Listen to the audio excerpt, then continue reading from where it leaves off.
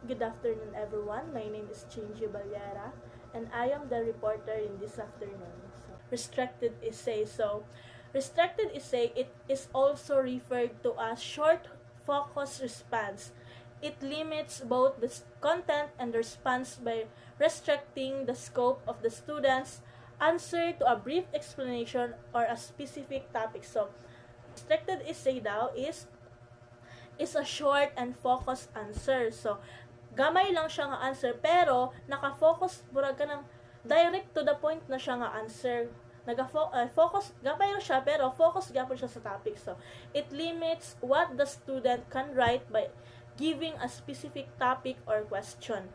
The answer should be brief and straight to the point. Mao ni siya unrestricted essay, kay ang restricted essay kay direct to the point. Non-restricted or extended essay. Extended responses can be much longer and complex than short responses, but students are encouraged to remain focused and organized.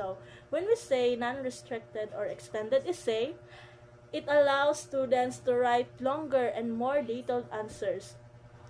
They can explain ideas deeply, give examples, and express their thoughts more fully. Even though the response is long, students must stay focused and organized.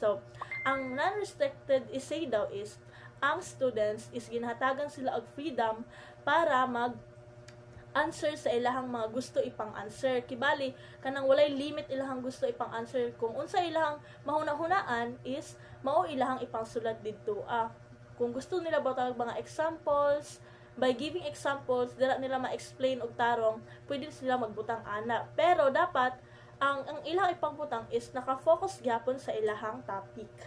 Now, guidelines for the formulation and scoring of essay test. Rule number 1, identify the key concept to be included. Specify how the student should respond.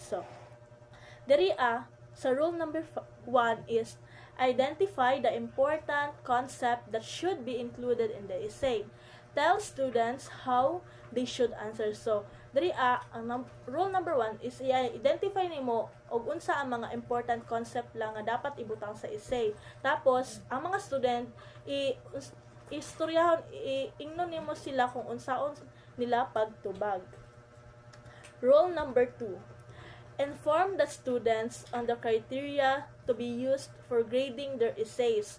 This rule allows the students to focus on relevant and substantive materials rather than irrelevant ideas or details.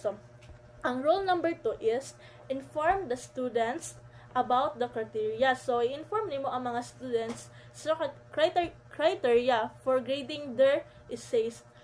This helps them focus on relevant and meaningful content instead of unnecessary details. Ingnan gyud nimo ang mga students sa criteria kay para naa sila guidelines, na sila kanang unsay dapat buhaton sa essay. Kay nabay uban nga walay criteria kay bisag unsa ra ipangbutang sa essay biskag kanang layo na kaayo. Kani makatabang sa mga students para ma-focus sila og tama para makanang ilang essay kay sulod gid kaay sa ilahang criteria. Next is rule number 3. Put a time limit on the essay test. This helps students to organize the ideas and prevents them from spending too much time on one question. Ang rule number 3 is set a time limit for the essay test. Butangan gyud nimo og time limit ang essay. For example, kanang magpa-essay ka, di ba? Ang mga teacher mo ingon gid ka nga 10 minutes para maghimo anang essay.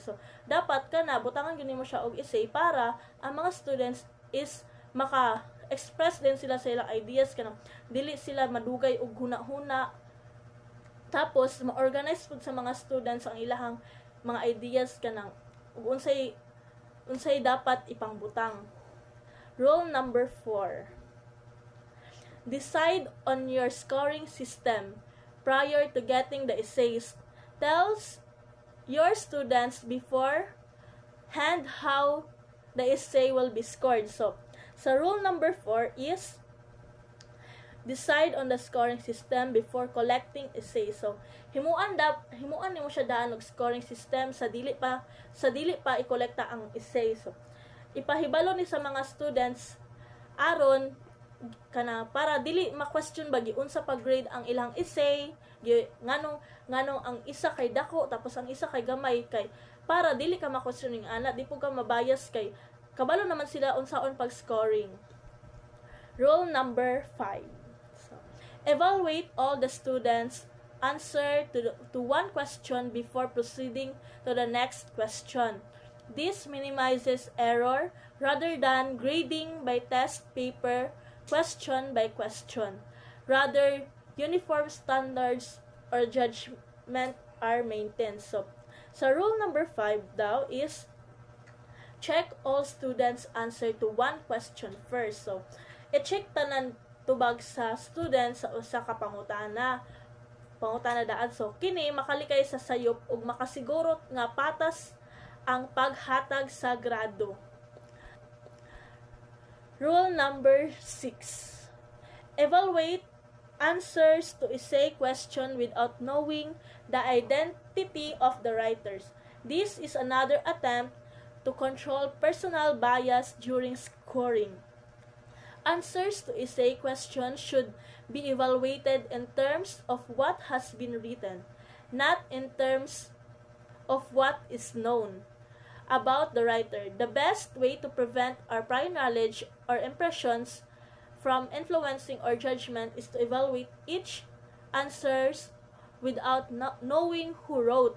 This can be done by having the students write the names on the back of the paper by using code numbers in the place of names. So, ang rule number 6 is evaluate answers without knowing the identity of the students. So, i-evaluate ang mga tubag nga dili kahibalo kinsa ang nagsulat. So, para malikayan ang pagbias kay nabay uban nga kanang kintahay, for example gisulat ni sa kanang nga author tapos ang gisulat dito sa essay is kanang murag gisundog ra nila ang istorya kibali sa kato nga nagsulat. So na siya bias kibaling ana ang mahitabo.